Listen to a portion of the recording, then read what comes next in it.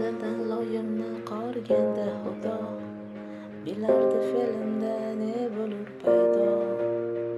Hukmidan tashqari emas gunohim, ne uchun mahsharda beradi jazo.